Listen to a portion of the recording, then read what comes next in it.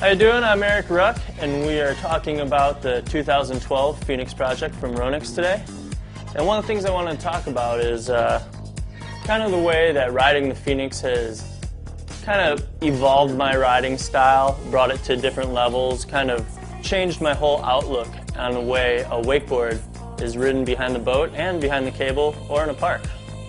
Over the last 10 years of riding the Pro Tour, won some titles, good stuff happened.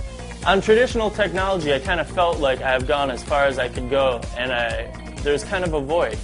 And then getting the opportunity to ride for Ronix and work on the Phoenix project has kind of evolved my riding in a whole new light.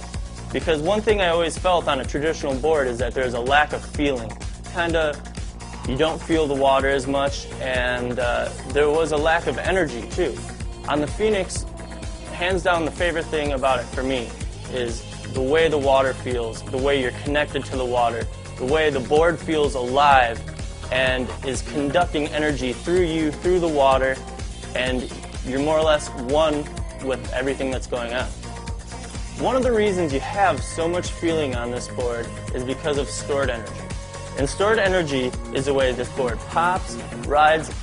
Now, the pop on this board is more or less a feeling.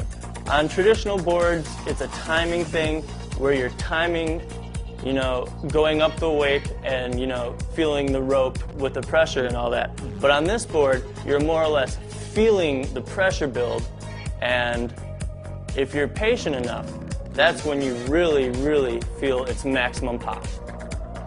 Cool thing about this board for other sports is its crossover feeling. As it's exploding off the wake, it's a very patient, later pop, which is very similar towards a skateboard ollie or coming off of a kicker on a snowboard. The later you late, the better pop you have. Also, it's the same as in riding a snowboard down the hill. On a snowboard, you can feel the contours of the mountain, and the same thing with the Phoenix. When you're riding it, you feel the chop of the water, or else everything has more of an intense feeling and more of a board control rather than just plowing through the water. For those of you that don't have the super patient pop and are just into a smoother cut, a smoother landing, a smoother takeoff, this board is super forgiving and just an all-around, well-rounded board that basically is just for fun. You can go out here and throw a couple buckets and do some butter slides and a couple wake 180s, and it basically makes you have to reinvent kind of your riding style and look at things from a little different angle. This happens because of the softer layup, thinner tip and tails, blended bevel, and the consistent, continuous rocker. The thing that's truly mind-blowing about this board is its versatility. On the wake, it gives you that super late pop, snowboardy skate feeling, and it also has super smooth takeoffs and landings. On rails, it gives you that extra feeling that you're looking for when you're nose pressing or tail pressing, or just even your ollie into the rail. And in the park, you're right at home, off of kickers, smooth landings. With the centered base, I feel like I have more feeling and more control when I'm riding rails, without losing any glide speed on the water. The Phoenix also comes with 4 ramp fins and 4 rail fins. In addition to a thinner tip and tail, it has a blended glass to help exaggerate the stored energy. This year we have a wider stance option, but if you like it narrow and that's your personal preference, you can do that too.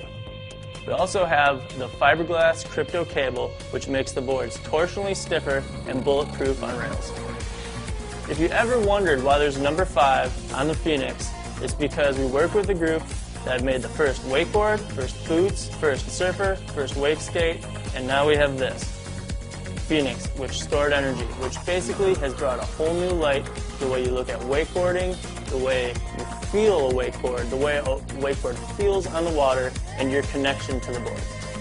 If you're looking for a high-end board that's an alternative to an aggressive, abrupt pop, you have the Phoenix project. The board I'm riding right now, I feel is the most diverse board on the market today. But if you're the kind of guy that's only going to be riding park or cable, then you should check out the Phoenix Park Edition. I'm Eric Ruck, and take it easy.